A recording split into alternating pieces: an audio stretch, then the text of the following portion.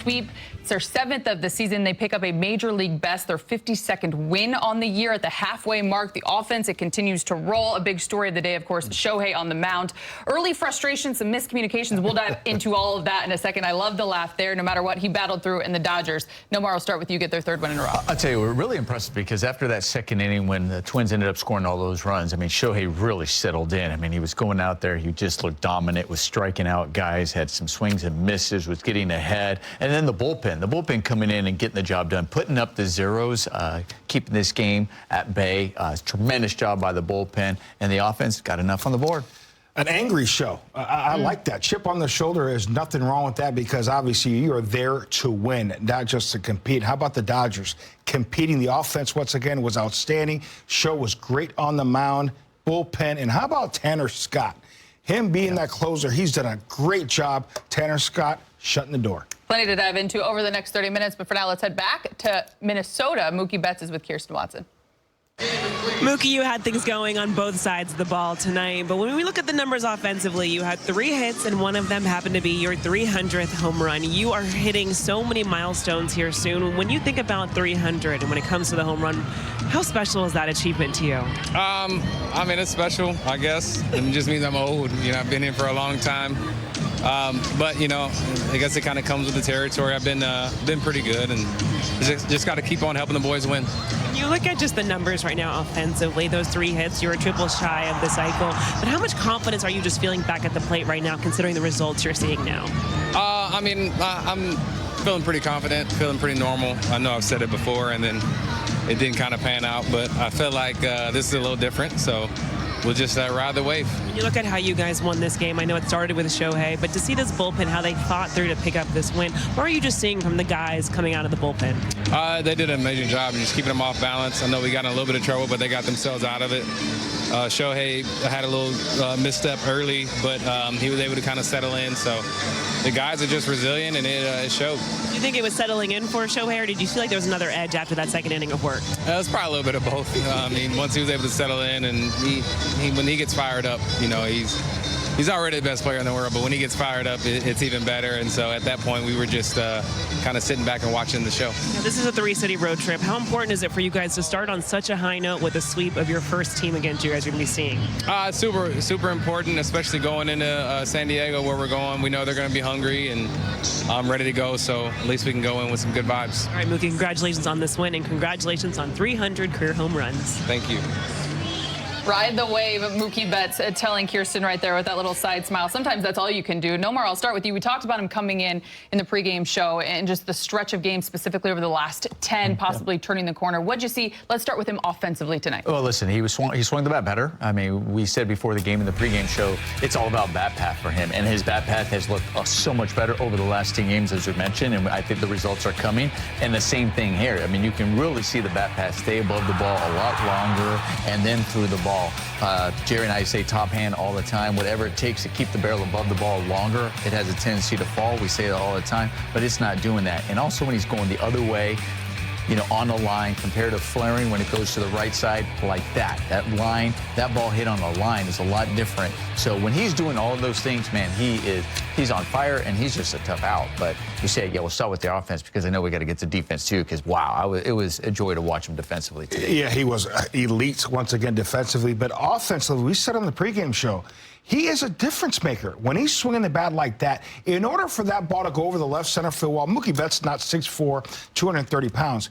In order for that ball to go over that left center field wall, you have to have backspin. If you see that bat path, he generates backspin with that top hand, bat head out in front, and the ball jumps, and it carries an extra 45 to about 60 feet because of the bat path. Going the other way on a line. That pitch was kind of inner half, but he was able to stay inside, on top, and that's why you get the line drive the other way. When he drops the barrel drops, you get the flare, weak contact. That wasn't the case with Mookie Betts tonight. Love that bat path, and yes, we're going to talk about his defense because his defense was outstanding as well. We're going to get to that in a moment. But first, let's head back to Minnesota because Shohei Ohtani is speaking with Kirsten in the media.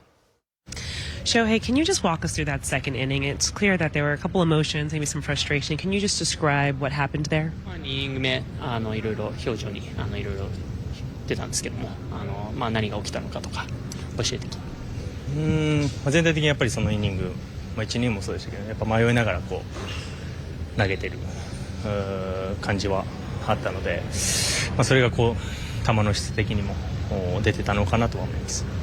It's the first two innings. Actually, I wasn't quite convicted in a lot of the pitches I wanted to throw, so I think that's what you saw. Bouncing back from that inning, though, did it feel like how you finished this game was with a little extra conviction or a little extra energy or maybe edge to your game? その後は結構決意持った投球だったと思うんですけども、何かそう感じてましたか？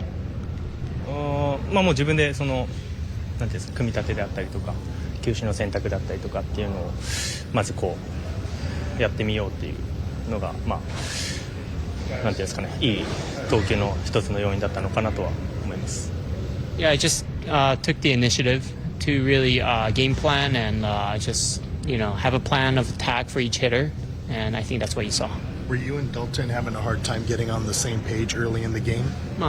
ラッシュとちょっとなかなかいい感じじゃなかったっていうか何か。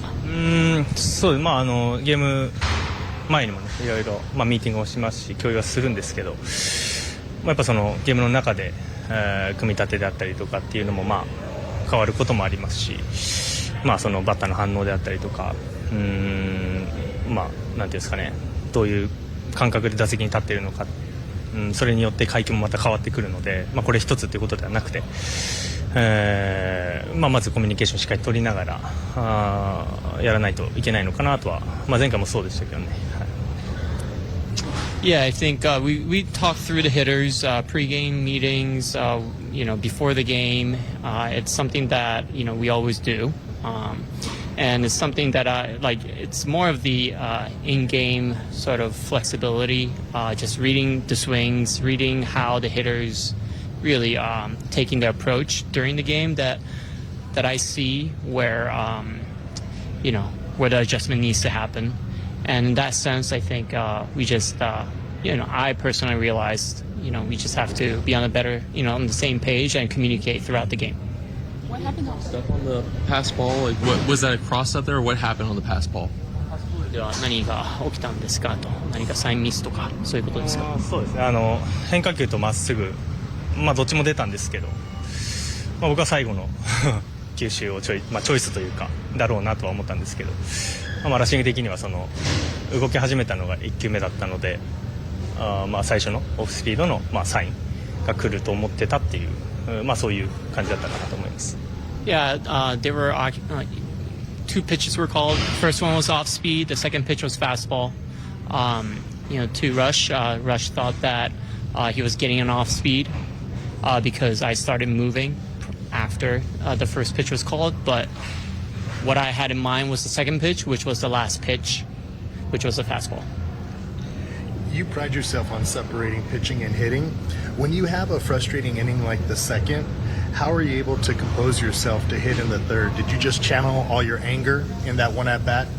ね、何かそのピッチングと、どうですか？全く関係ないですかね。もうバッター席の中でやることっていうのは決まってるので、そのメンタルがどうのこうのっていうこともないですし、自分がやることやって打てない時もあれば打てる時もあるので、全くそこは関係ないかなとは思ってます。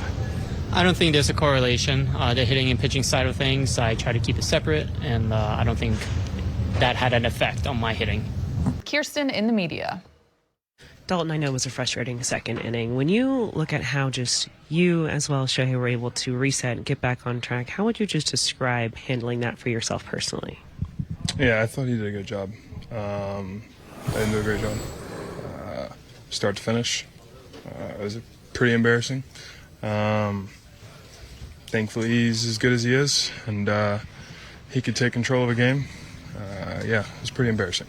You have so much support, though. I mean, to have the conversations, whether I saw Freddie come up to you, Dave Roberts. I mean, I know that, as you said, today may have felt embarrassing, but to have their support in that conversation, what does that just mean to you? Yeah, it's great. I mean, they always have my back. Once again, it's embarrassing that I need support like that. I'm a grown man. Yeah, it's a pretty tough pill to swallow. Both sides of the ball. It was not a great showing, and hasn't been great as of late, and I'm going to be better.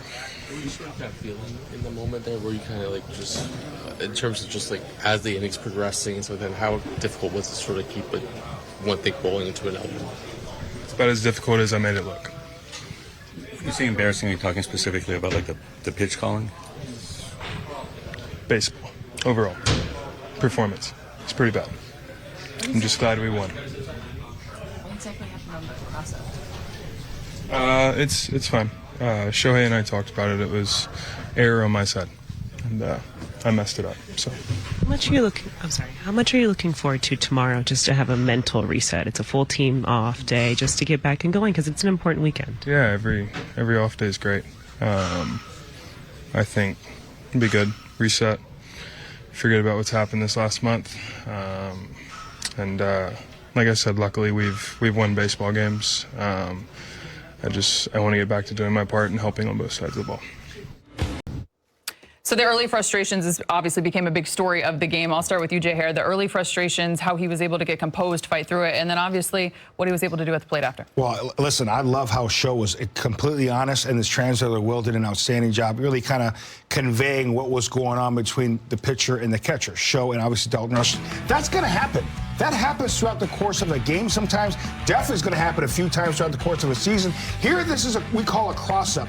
Dalton Rushing is expecting a breaking ball, something off speed, and obviously Shohei Ohtani throws the fastball, and that's why you see Dalton Rushing missing. You see he looks back confused. I thought I put down a breaking ball, and then Sho said, no. The last pitch you called was a fastball. That's why they have this meeting on the mound. I was going, as I'm moving, that's the pitch I'm going to call. So obviously they weren't on the same page on that particular pitch, and really they weren't on the same page with the challenges. You know, Shohei Ohtani got pretty aggressive, wanted Dalton Rushing to challenge. You see Shohei kind of go to the tag. Hey, that's a strike. Why don't you challenge that? That pitch right there, that's a cross-up, by the way. Yes, Dalton Rushing was able to save it. You see Sho, no, that's a strike. They challenge, and obviously Sho was right. So, again, this is going to happen. Sho throws up to Will Smith a whole lot more than Dalton Rushing, but they got on the same page. It happens.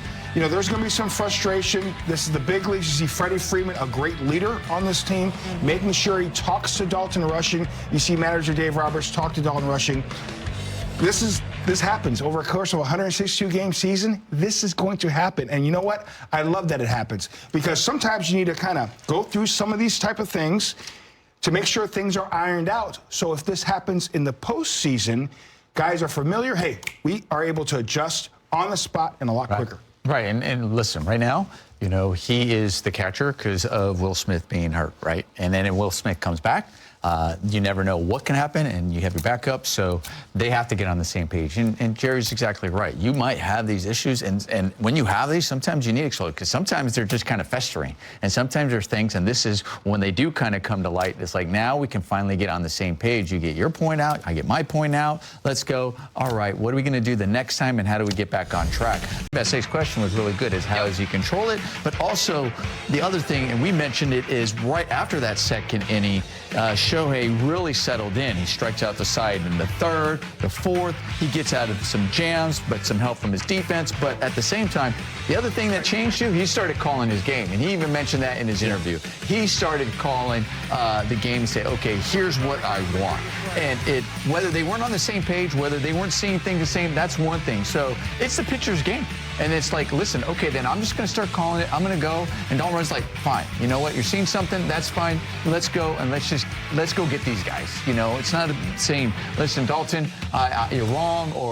But do we still want to keep miscommunicating, or just say, hey, what do you want to throw? You're the pitcher. It's always your game. It's always up to the pitcher. You always see them able to shake off a guy if they don't feel that pitch or want. You see that all the time. Now it's like, hey, he has pitch come. You call it. Let's go. Let's get these batters. Here's another thing, and I want fans to realize this happens quite a bit. Yeah. When a pitcher is feeling a certain way, okay, I feel this is my game. I played with Zach Greinke. Zach Greinke at times called his own pitches.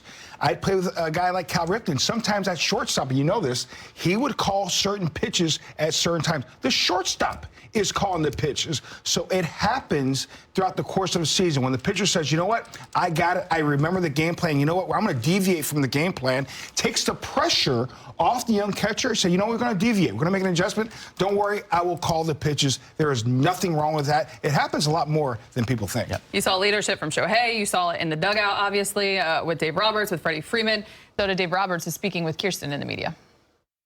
Dave, we were just talking with Dalton. It's clear that he's very frustrated with how tonight has gone. And even, I mean, he kind of alluded to maybe the last few games have gone for him. When you have a young player, what is it like just helping him kind of manage these emotions and get through this time and get through a game like today?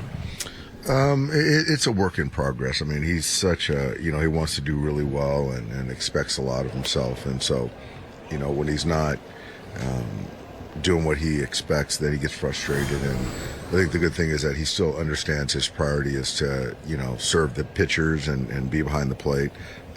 But yeah, the last few games, he's had a tough go of it and swinging through some fastballs, which is a strength of his. And so, yeah, I mean, it's still tough to hit, and he's still having a really nice year for us and helping us win a lot of ball games. How did you see just kind of that second inning play out, and then he and Shohei, the two of them, get back on track and kind of handle the rest of their outing? Yeah, they were just kind of out of sync early. You could tell. I think both guys were frustrated and trying to, get on the same page. I thought Mark made a good visit and trying to settle some things down, get them on the same page. And then after that, it went really well. So, yeah, that third inning was kind of a tough one, but fortunately the offense came back and got us a lead and didn't relinquish it. But, yeah, I think just trying to keep those guys in sync, which at times has been a little bit of a challenge. Roki Sasaki will open up a 3-game series in San Diego on Friday. Nomar, what do you want to see from Roki against the Padres? When Roki trusts his stuff, very similar. When he has the attitude like Robleski takes to the mound, when he goes out there and is confident in his pitches, and especially that fastball, and he has command of that, man, he's one of the top. I mean, he really, we can understand why there was so much talk about Roki Sasaki coming over here to the MLB, because he has the stuff to dominate. So hopefully we see more of that. I'm excited to see Roki at Petco Park, and hopefully he's got that fastball command, also has that split. Yeah. It's going to be a fun series in San Diego. Congrats to Mexico. Great job tonight. Yep. And Team USA tomorrow. Should be fun. Well done by you. Bring this all full circle. You were almost late to the show because you were tuned in. But I wasn't. But you weren't. That's all that matters. You two, the pros, as always. For Nomar, for Jay Hare, for Kirsten, I'm Allie. Reminder, Friday, it's on Apple TV. Shohei Ohtani, if you look at his last two starts, as much as he has been excellent, I think when you look at the last two, that's where we've seen only a small ounce of hiccup. What do you think has led to that? And has the blister been anything of concern to you? I don't know. I think that, the last couple haven't been ideal. I think what's led to that is, honestly, with most pitchers, is just command. And I think that the fastball command hasn't been there to his kind of expectations. The sweeper command hasn't been there to his expectations. So I think that, it's one of those things that it's not gonna continue for too much longer. So tonight, I know he's in a good place physically, emotionally, mentally. So, hopefully it's a good one tonight. Part of that being, I know he had talked about the knee inflammation and how he's past that, but could a portion of maybe this lack of command have been due to just those things and having to deal with that separately? Yeah, I mean, it's certainly possible. I check in with him all the time about the knee, and as does the training staff, and there's nothing from what we hear that's affecting him. So we're certainly keeping a watchful eye on him. And, he was even confident that he should and wanted to hit today. So that's a good sign. What do you think about that blister? Because when you see blood on a player's pants, everybody thinks it's pretty severe. Is it as severe as it appears when you see that? No, it's not. I do understand that, when you get the blood, how kind of, what the thought is. But the whatever it is that we put on the protective kind of aid came off, and that's what led to it. So I'll let the umpires know that it's there for that purpose, and I don't expect us to see any blood tonight. Was Kyle able to participate in any baseball activities today? So he's going to take some swings down below. He won't hit on the field, which he really never does. But yeah, he's going to kind of get his body moving, and we'll see where we're at on Friday. Is there any chance Will Smith joins you guys in San Diego or Sacramento? No.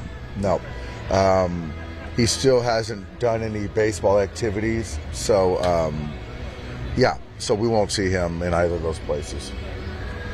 Back on Shohei, he had talked about wanting to tweak mechanics a little bit, mostly in relation to like addressing the knee, but do you expect that to also carry over into the command stuff? Yeah, you know what, and I haven't truthfully noticed the difference in the front foot being a little bit more open to kind of take some pressure off. I haven't noticed it, but if that's the case, it certainly could affect command. How open is he with you guys in terms of like, I mean, most players, right, in this sport, I think if you ask them like, are you tired, they'll tell you no.